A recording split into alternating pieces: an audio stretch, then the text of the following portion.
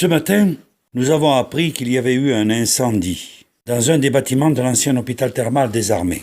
Soucieux d'en savoir davantage, avec Madame Barboteux, nous nous sommes rendus sur les lieux, afin de nous rendre compte des dégâts et voir si ce n'était pas trop grave. Sur les lieux, il y avait Monsieur le maire, que nous avons salué comme il se doit. Il nous salua également, un peu fraîchement, nous avons remarqué. Nous avons demandé si ces dégâts étaient graves. Fort heureusement, la structure même du bâtiment ne semble pas compromise.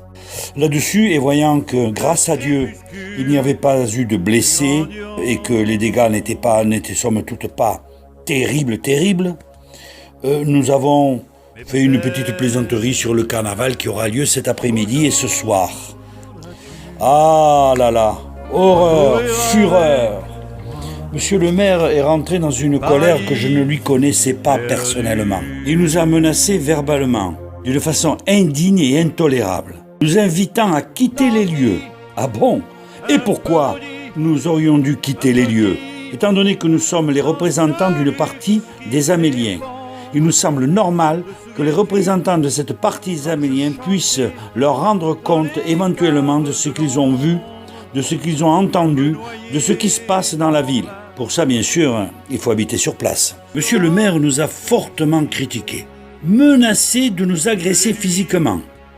Monsieur le maire, à l'égal d'un petit roitelet, s'est permis de menacer des élus de la République, parce que ces élus-là diffusent sur les réseaux sociaux soi-disant des insultes en son égard. Des insultes?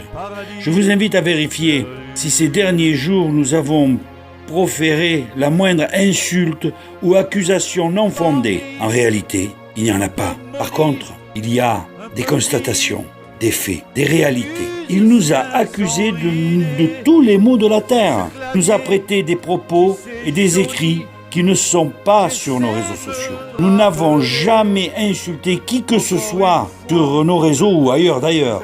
Nous ne faisons que nous interroger, éventuellement poser des questions et aussi dire des vérités. Ces jours-ci, il y en a eu pas mal et rapporté dans de nombreux médias et journaux locaux et nationaux. Nous n'avons fait que rapporter ce qui était diffusé ailleurs. Le journal L'Équipe, l'Indépendant, Le Monde, etc. La visite du préfet, les propos du maire. Quand on n'a pas d'argument à opposer ou quand on est limité dans le verbe, que reste-t-il? La violence, l'insulte, le mensonge, la victimisation.